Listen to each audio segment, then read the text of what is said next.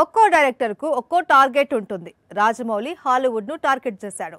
చందు మొండేటి వాయుపుత్ర పేరుతో animation movie తీస్తున్నాడు. ఇక సుకుమార్ పుష్ప 3 తీస్తాను అంటున్నాడు. కానీ బాబీ అండ్ గోపీచంద్ అండ్ రావిపూడి మాత్రం సీనియర్ హీరోస్ మాత్రమే తమ ఫేవరెట్ అంటున్నారు.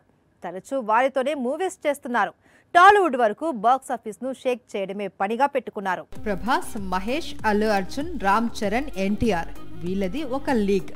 కొంతమంది స్టార్ డైరెక్టర్స్ వీరితో వర్క్ చేసేందుకే ఎప్పటికప్పుడు స్టోరీస్ రెడీ చేస్తూ ఉంటారు.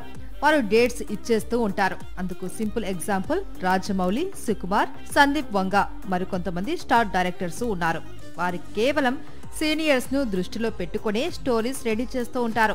వారు అడగగానే డేట్స్ ఇచ్చేస్తూ ఉంటారు. 2019లో వెంకీ మామతో విక్టరీకి బంపర్ హిట్.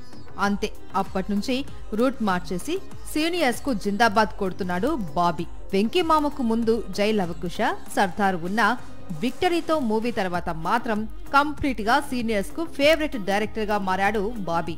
2 ఏళ్ల క్రితం వాల్తేరు వీరయ్య, ఆ తర్వాత డాకుతో బంపర్ హిట్స్ కొట్టాడు బాబీ. ఇప్పుడు మళ్ళీ చిరుతోనే వన్స్ మోర్ అంటున్నాడు. బాబీ మాత్రమే కాదు, రావిపూడి కూడా అంతే. F2తో వెంకీకి హిట్ ఇచ్చాడు. ఆ తర్వాత F3, కేసరి, సంక్రాంతికి వస్తున్నాంతో సీనియర్స్ కు ఫేవరెట్ గా మారాడు. ప్రస్తుతం చిరును డైరెక్ట్ చేస్తున్నాడు. మళ్ళీ సంక్రాంతికి మన శంకరవర ప్రసాద్ గారు అనే చిత్రాన్ని విడుదలకు సిద్ధం చేస్తున్నాడు.